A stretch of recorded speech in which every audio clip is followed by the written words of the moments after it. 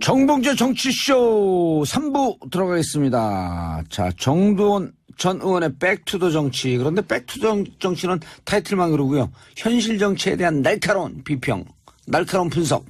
정두원 의원님 자리하셨습니다. 네, 안녕하세요. 예. 모 방송국 네. 개표 방송에 딱 광화문 한복판에 앉아 계시던데요. 네, 그렇죠. 비주얼이 빛났어요. 멀리 가면서 저는 옆방송국에서 하고 있었는데, 네. 거기 유리박스 안에 있더라고요. 네, 분장을 잘했던 모양이죠. 예. 아니, 분장을 잘한 게 아니라 유리상자 안에서 빛나갖고, 네. 그 가수 유리상자 생각났다. 자, 지난주 MB 정부는 인사에 실패했다. 예. 라는 말씀을 하셨고, 초기 인사에 달려있음을 암시했단 말이에요. 예. 지금 문재인 정부라고 부르지 말아달라고 했는데 어쨌든 문재인 대통령 시대가 열리면서 인사가 지금 이 정도는 빠른 거 아닌가요? 빠를 수밖에 없죠. 아니 인수위원회도 안 거쳤는데. 예. 아니, 그러니까 바로 대통령직을 수행해야 되니까. 그때 정도원 의원님이 뭐라고 말씀하셨냐? 한 구석에서 한 축에서 네. 인사를 준비하고 있어야 된다. 네. 하고 있었던 것 같아요. 하고 있었더라고요. 저희 동네 우리 같은 동네에서 하시거든요. 예. 홍은동. 예, 홍은동에 거기 호텔이 하나 있거든요. 거기서 작업을 했다 그러더라고요. 그게 맞죠. 작업을 했었어야죠. 그래서 인사가 났는데 인사를 잘 하셨네요. 그래요? 제가 볼 때는 아주. 일단 국무총리 후보자 발표했고. 예. 내정자죠. 대통령 비서실장 국정원장 후보자. 예. 이른바 그 가장 중요 요직은 다 발표한 거 아니에요? 빅3라 그러죠. 빅3? 예. 그런데 굉장히 무난한 인사였던 것 같고요. 예.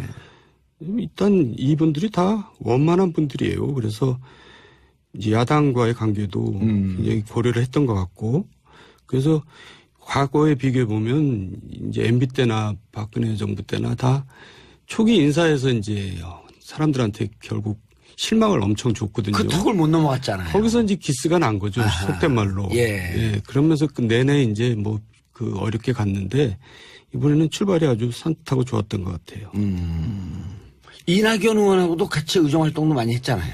예, 정말 원만한 분이죠. 그런데 이제 다만 아쉬운 것은 대통령 자체가 원만한 분이잖아요. 유한 분이고. 그러니까 좀 그 밑에 빅3 정도에서 한 명 정도는 좀 강단 있는 좀 카리스마가 좀 보이는 그런 사람이 하나 있었으면 하는 그런 아쉬움은 있죠. 돌발 질문. 네. 입각 지원 안 받았어요?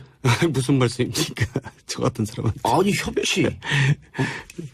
글쎄요. 가장 지난 이명박근혜 정권 때 쓴소리를 많이 하신. 네. 아니, 이제 사실 선거 과정에서 예. 이제 협조 요청은 사실 몇 차례 받았어요. 네. 그때는 이제 여러 분야에서 이제 협조를 받으려고 노력을 했었잖아요. 예. 그렇지만은 입각은 언감생신입니다. 입방을 했잖아요. 방송국에 들어오셔서. 자, 우리 정도원 의원님 모시고 말씀 듣고 있는데 샵 1035 청취자분들 문자 보내주시기 바라겠습니다. 단문 오시면 장문 100원. 송다슬님 왜 이번에 기권을 하셨나요? 이게 무슨 말씀인가요? 지난번 이제 개표 방송 때. 투표 안 하신다고 진짜 안 하셨어요?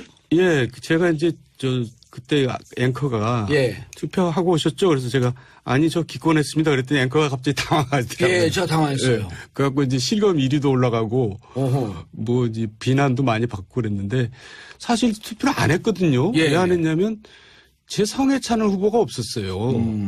그러니까 제가 억지로 할 수는 없잖아요. 그래서 투표를 고민하다가 기권했는데 2012년도에 했잖아요. 그때도 가운데다 찍었어요. 가운데다. 네, 박근혜 대통령 차마 제가 너무 잘하기 때문에 찍을 수가 없어서 그냥 제가 무효표를 만들어버렸죠. 국회의원이 투표장에 안 갈 수도 없잖아요. 근데 가서 차마 한나라당 의원이지만 한나라당 후보를 찍을 수가 없었어요.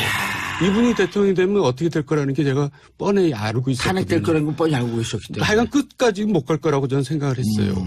그래서 제가 차마 못 찍고 그냥 가운데다 찍고 말았는데 이번에도 투표를 안 하고 왔는데 그렇게 물어보는데 이렇게 대답할 수가 없잖아요. 그래서 사실대로 얘기를 한 거고. 그래서 제가 늘 진실을 말할 때가 가장 위험할 때라고 얘기하잖아요. 근데 이제 거짓말은 할 수가 없었고. 그리고 애들로서 할 수 없는 그런 질환이 있다고. 그리고 또 기권도 일종의 권리 아니겠어요? 하여간 뭐 자랑스러운 일은 아닙니다. 그렇죠. 네. 자, 국회와의 협치, 야당과의 협치를 계속 강조해요. 그리고 저는 이제 궁금한 게 처음 광화문에 나와서 2분 정도 간단하게 인사말을 했는데 그 메시지가 중요하다고 우리가 예의주시하고 있었거든요. 네. 그건 어떻게 보셨어요? 그것도 메시지도 좋았고요. 그러니까 이제 준비를 의외로 많이 하셨더라고요. 왜냐하면 당선이 유력시 됐었잖아요. 예. 사실 이번 선거는 사실 어떻게 보면 싱거운 선거였거든요. 2007년도 이명박 대통령 될 때하고 비슷한 네, 그때, 반대 상황. 예, 그때 비슷했죠. 그러니까 이제 본인으로서는 당연히 준비를 했었어야 하고 예. 잘 했던 것 같아요. 그러니까 메시지도 좋았고요. 어쨌든 출발이 좋으니까 기대가 큽니다. 야당들 반응이 네. 선뜻 세게 못 나와요. 못 나가죠. 그리고 왜냐하면, 예. 당선되자마자 야당을 다 방문했어요. 예, 이것도 좀 의외 아니에요? 그것도 잘하신 거고요. 이제 그리고 또 어차피 협치를 할 수밖에 없잖아요. 구조가 의회 예. 구조가. 그러니까 연정은 선택이고 협치는 필수다 이렇게 말이 나오는데 연정은 선택이고 협치는 필수다. 그래서 본인 이제 국정 운영을 위해서도 그렇게 할 수밖에 없는 거고 잘하신 거고요. 예. 어쨌든 그 야당과의 이제 협치가 앞으로 국정 운영의 성패를 좌우할 것 같아요. 청취자분들이 이 대목에서 질문이 들어옵니다. 네. 연정과 협치 차이가 도대체 뭡니까? 연정은 정식으로 내각을 나누는 거고요. 예. 협치는 이제 사안별로 이제 연대를 하는 거죠. 한두 명 장관을 또 임명할 수도 있잖아요. 그런 거를 연정이라고 그건 그러죠. 연정으로 가는 예, 건가요? 그러면서 이제 그 당끼리 아주 예. 구체적으로 이제 협약서를 맺습니다. 연정일 경우에. 예, 법안까지도 이런 법안을 만들고 어떤 방식으로 만들고. 근데 독일이 연정의 이제 아주 대표적인 국가잖아요. 그 연정할 때 아주 그냥 수백 페이지에 이르는 합의문을 만듭니다. 이제 그게 연정이고요. 협치는 그보다 좀 느슨하죠, 아무래도. 근데 지금 통합정부를 추진한다고 했는데 사실 좀 애매해요. 그게 무슨 말인지. 그러니까 이제 제가 볼 때는 야당 인사가 아니라 야권 인사 출신도 많이 입각이나 예. 정부 이제 이 자리에 배려를 하겠다 그런 뜻으로 비춰지는데 예. 좀 느슨하죠. 애매하고요. 그럼 제가 아까 질문한 게 정답이네요. 어떻게 정돈 의원님께 입각 제안한다면 이건 협치의 한 그 모양 아닌가요? 설령 그런 일이 생각이 있다 하더라도 지금 그렇게 말씀하시는 건 방해하는 겁니다. 그렇죠? 지금 방해하려고 그랬는데 포항처럼 방송 못 나오시잖아요. 교묘한 수를 썼네 내가 쓰다 보니까. 자 0090님 저는 바른정당에서 정돈 의원한테 연락할 거라고 생각했는데 곧 연락 오실 거예요. 그때 예스 해주세요. 말씀 고맙습니다. 예, 아직 답변 안 했었습니다. 이럴 땐, 자, 이현진님, 2년 전 추석 때 홍제역에서 아이스 커피 드린 홍제동 주민입니다. 방송 잘 듣고 있습니다. 그러셨구나. 자, 조국 교수를 우리가 앞서 얘기를 많이 나눴기 때문에 얘기를 안 하려고 그랬는데 어쨌든 조국 교수는 검찰 개혁이라고 하도록 가장 많은 얘기를 했던 사람이고 네. 검찰 실질적인 실무 경험은 없어서 우려 반 기대 반 하는데 정도원 의원님 어떻게 보세요? 저도 오면서 방송을 들었는데요. 예. 아까 방송에서 나왔던 얘기 중에 이제 좀 제가 이해가 안 가는 부분이 뭐 검찰 출신이 아니기 때문에 검찰 잘 몰라서 결국 민정비서관하고 얘기를 주로 하다 보면 뭐 소외될 수가 있다 이렇게 얘기하는데 저는 그런 얘기가 이해가 안 가요. 왜냐하면 법무부 장관이 있고 검찰총장이 있거든요. 예. 그러니까 장관이나 총장은 굉장히 뭐 다른 나라에서 근무하는 것처럼 우리나라 사람들 생각해요. 근데 그렇게 생각하는 것도 무리가 아닌 게 박근혜 대통령이 그렇게 국정 운영을 했어요. 했었기 때문에. 예. 아하. 가까이 있는 사람도 만나지도 않을 뿐더러 장관들은 더더구나 1년 내내 한 번도 안 만났잖아요. 예. 그러니까 이제 그 착각을 하는데 장관이 바로 세크리터리 비서입니다. 예. 그러니까 지난 시간에도 얘기했죠. 법무부 장관하고 얘기하고 검찰총장하고 얘기하고 그러면 되지 뭘 꼭 민정비서관하고 얘기해야 됩니까? 그러니까 그거는 뭔가 좀 착각하고 있는 것 같고요. 조국 교수가 뭘 맡으면 꼭 파장이 예상이 돼야 됩니까? 본인이 잘하면 되죠. 예. 이제까지 SNS상에서 화제 인물이었기 때문에 예. 그렇게 선언적으로 인식을 하지만 이전 대통령의 청와대 한 부서에 들어가서 열심히 자기 일 잘하면 된다. 예, 그 본인이 좀 스타성이 있어가지고 예. 좀 뭐랄까 제처가 크고 쇼맨십이 있어 보이니까 아마 뭐 전문용어로 관종이라 그러죠. 네, 그렇죠. 그러니까 이제 그런 걱정들을 하는데 본인이 그러면 오래 못 하겠죠. 이제 자리를 맡으면 또 자리에 합당하게 예. 자기가 진중하게 일을 또 해야 되겠죠. 정치를 잘하는 삼선, 예리한, 독설의 달인, 전국법의 달인 정도원 의원께서 조국 민정수석에게 한마디 꿀팁을 드린다면 성공하기 위해서 예, 이제 일을 직접 할 때하고 밖에서 비판할 때하고는 전혀 다르죠. 예. 그러니까 조국 교수도 개인적으로도 좋은 경험이 됐을 거고요. 또 자기 개인 좋은 경험으로 끝날 일은 아니죠. 그래서 그만큼 굉장히 진중하게 이제는 균형 감각을 가지고 이제 아군 적군 이렇게 가르지 말고 일을 하면 잘하실 것 같아요. 예. 그리고 잘할 수 있을 거다라고 하는 덕담까지 곁들여 주셨어요. 저도 개인적으로 방송을 하다 보니까요. 균형 감각이 상당히 생겨요. 그렇죠. 양쪽을 다 배려를 해야죠. 예. 저도 가끔 가다가 내가 이렇게 훌륭한 사람이 계속되면 어떡하지? 고민이 돼요. 그럼 또 재미가 없어지는데. 그러니까 재미가 없어지잖아요. 근데 적당히 잘하고 있어요. 사장님 감사합니다. 예. 자, 문자 보내주시고 샵 1035 단문 50원 장문 100원 정도원 의원님과 함께하고 있습니다. 자, 3371님. 저는 노량진 수산시장에서 일하는 50대 주부입니다. 이 시간이 퇴근하는 때입니다. 새벽서부터 일하셨죠? 들을수록 재미있고 정치를 누가 잘하는지 객관적으로 조금은 알겠어요. 시장에서 홍보 많이 할게요. 감사합니다. 다음에 저희가 홍보 대사로 임명하면서 노량진 수산시장에서 나오는 아주 싱싱한 회를 저희한테 보내주시기 바라겠습니다. 자, 적폐청산. 자, 이번에 참 그래도 전 다행스러운 게. 예.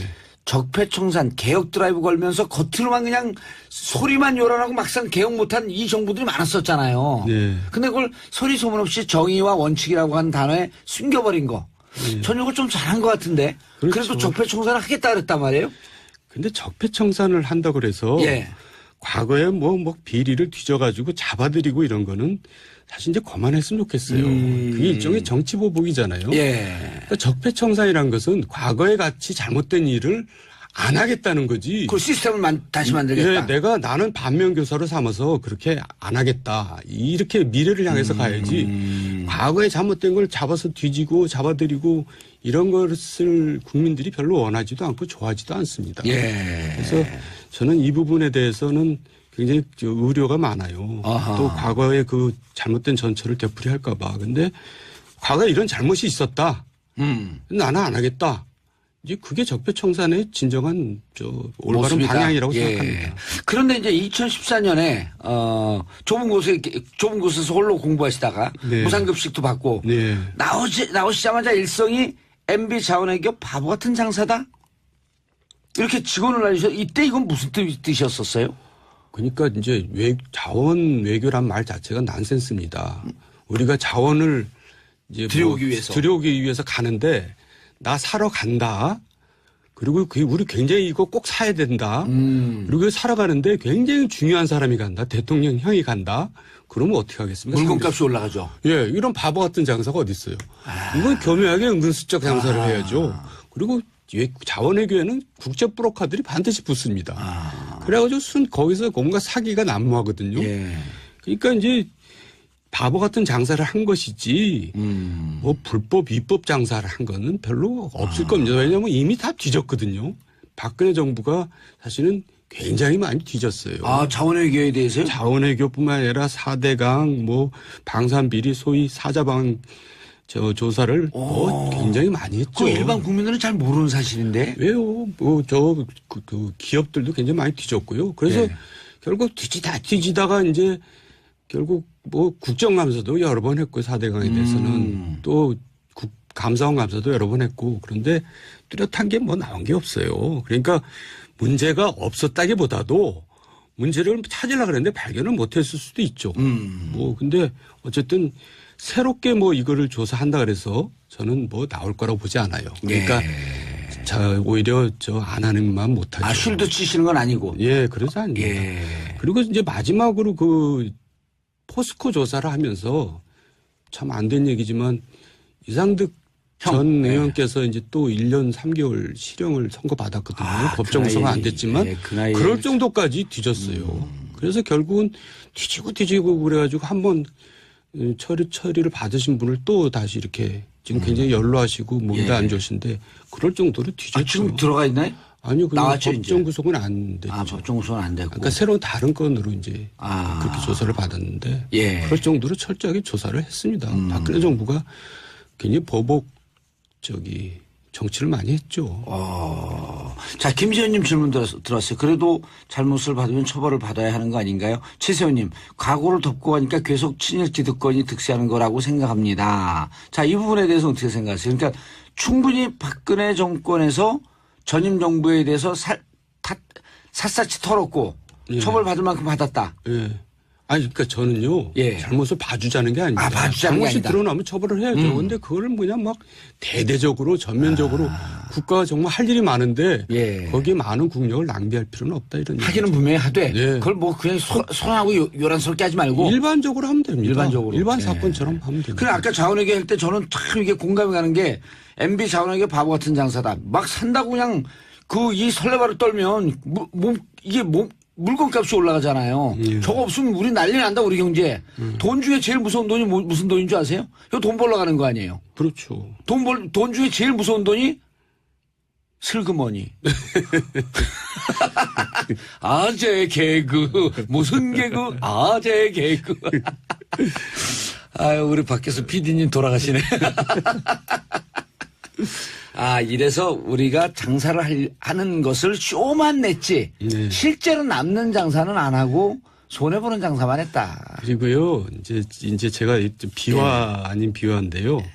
이제 정치보복을 누가 또 많이 했냐면 우병우 전 수석이 많이 했습니다. 왜냐하면 그래요? 이분이 MB 때 물을 먹은 사람이거든요. 그렇죠. 검사장 진급을 못했죠. 예, 근데 또 MB 때 왜 물을 먹었는지 그 이유를 사실 딴 데서 한번 얘기한 적이 있는데 제가 그걸 잠깐 말씀드리겠습니다. 예.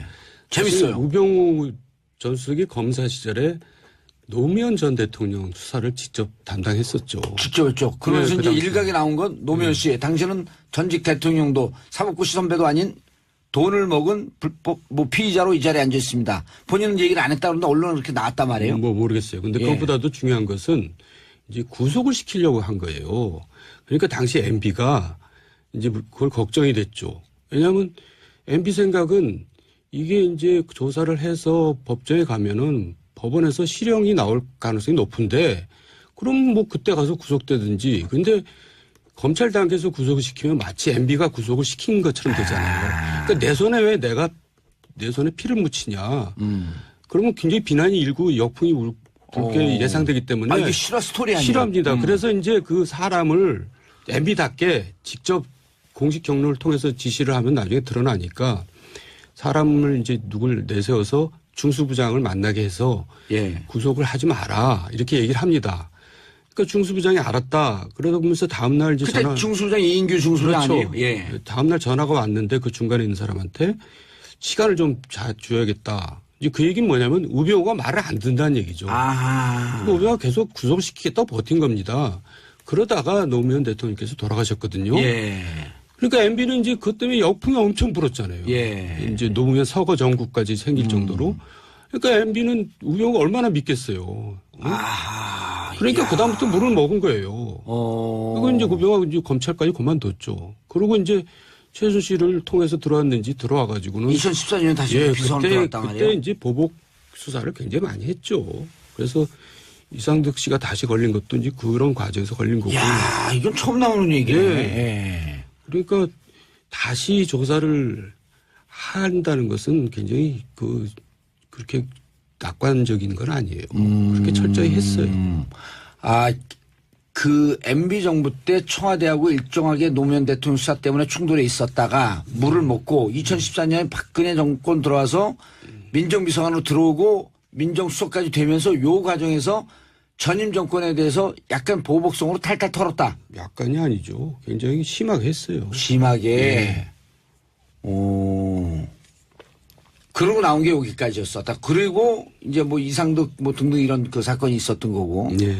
알겠습니다. 자, 정도원님과 함께하고 계시고요. 샵 1035 단문 50원 장문 100원 문자 보내주시기 바라겠습니다. 자, 간단하게 이제 워낙 이쪽에 그 전문 분야니까 야당이 된 보수정당, 자유한국당, 그다음 바른정당, 앞으로 운명.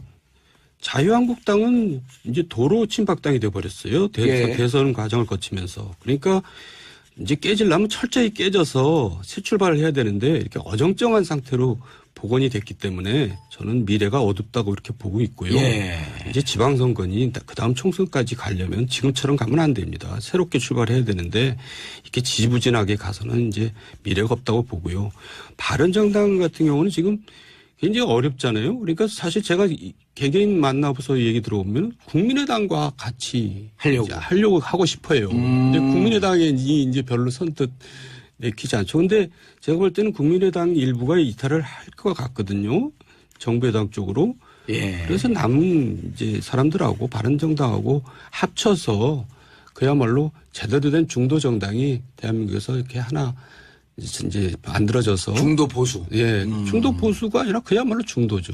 그래가지고 그 정당이 자리를 잡았으면은 우리 정치 발전에 좀 도움이 될 거라고 생각을 해요. 김지현님, 정돈 아저씨, 의원 아저씨, 안녕하세요. 말씀 차분하셔서 늘 듣기 좋아요. 김지현님, 이렇게 되면 제가 나이 바로 판단합니다. 예를 들어 그 정돈 오빠 하면 어느 정도 하는데 아저씨 하면은 30대 초반? 박성균님, 정돈 의원님 말은 끝까지 들어봐야 합니다. 현미밥처럼 꼭꼭 씹어야 하는 어법을 구사하시네요. 현미밥 어투라고요. 아유, 좀 제 표현이 재밌네요. 꼭꼭 씹어야 이해가 되는 어법. 자, 그러면 보수 정당들이 다음 지방선거에서 자유한국당, 바른정당 같이 할 가능성 없을까요? 그렇게 앞으로도? 해야지 그나마 이제 지방선거 치를 수가 있을 겁니다. 지금 상태로는 지방선거 치르기 힘들죠. 참패가 뻔히 보이죠.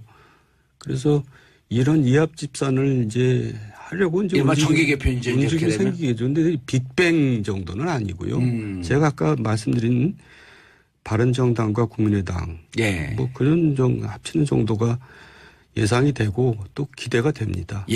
알겠습니다. 정돈 전 의원님의 백투더 정치 의원님 인사하시고요. 네, 수고하셨습니다. 나날이 갈수록 내용이 현미밥처럼 꼭꼭 씹어야 이해가 되는 몸에 착착 꽂히는 현미밥 정돈 선생 잘하셨습니다. 감사합니다. 저희는 내일 10시 반에 다시 찾아뵙겠습니다. 정봉재 정치쇼 마치겠습니다. 감사합니다. 인사를 잘하셨네요. 그래요? 제가 볼 때는 아주 일단 국무총리 후보자 발표했고 내정자죠. 대통령 비서실장 국정원장 후보자. 이른바 그 가장 중요 요직은 다 발표한 거 아니에요? 빅3라 그러죠. 빅3? 그런데 굉장히 무난한 인사였던 것 같고요.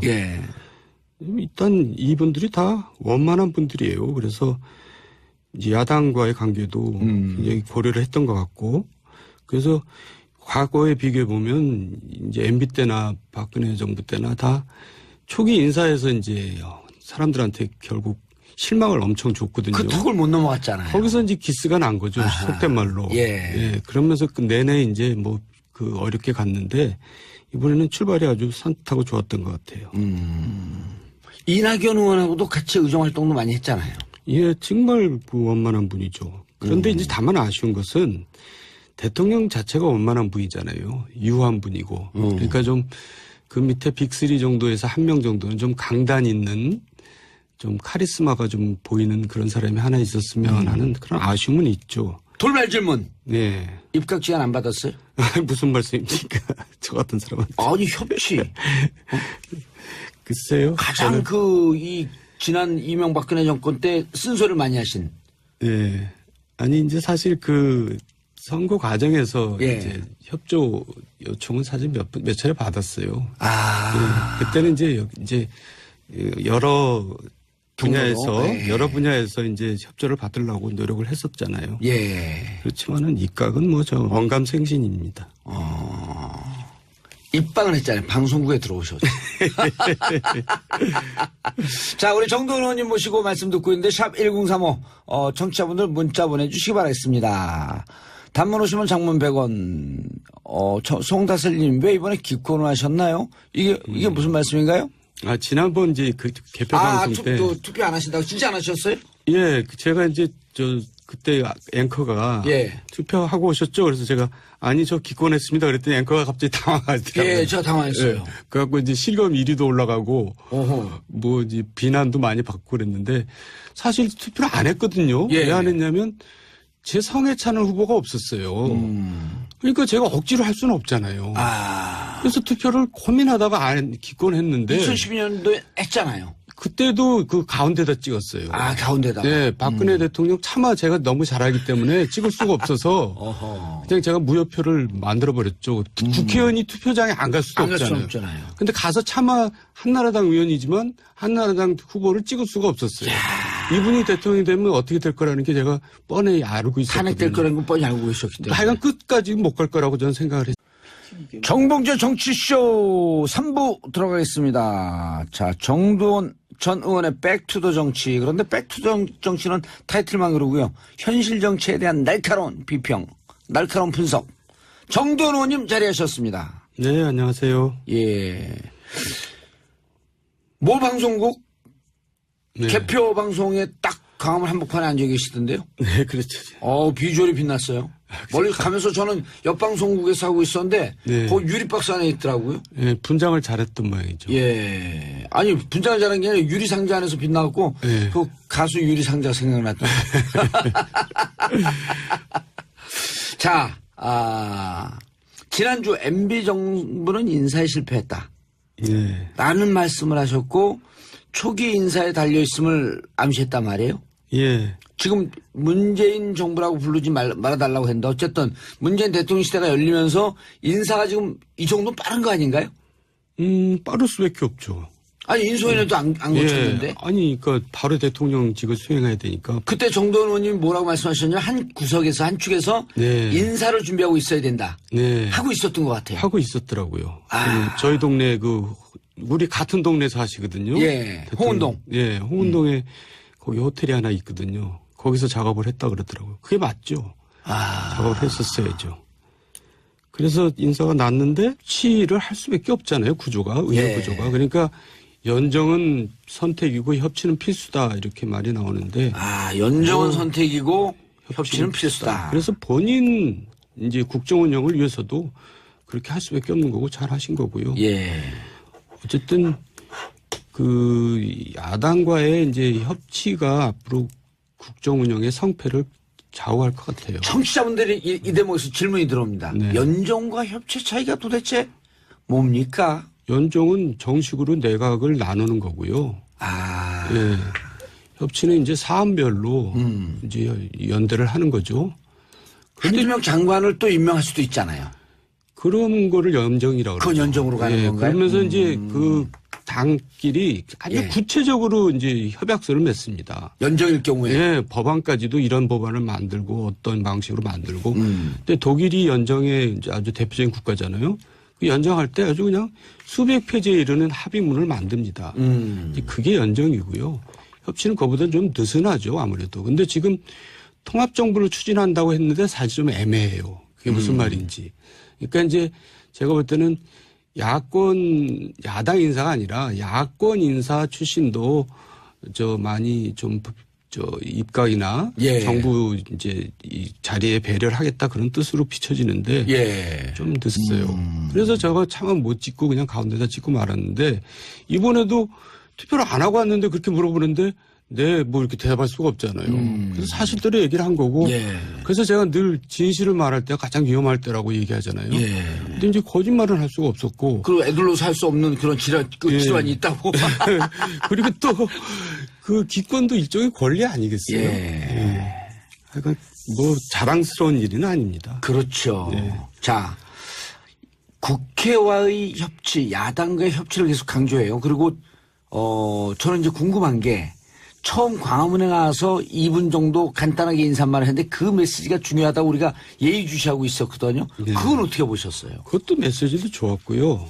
그러니까 이제 준비를 의외로 많이 하셨더라고요. 왜냐하면 당선이 유력시 됐었잖아요. 사실 이번 선거는 사실 어떻게 보면 싱거운 선거였거든요. 2007년도 이명박 대통령 될 때하고 비슷한 네, 그때 반대 상황. 예, 그때 비슷했죠. 그러니까 이제 본인으로서는 당연히 준비를 했었어야 하고 예. 잘 했던 것 같아요. 그러니까 메시지도 좋았고요.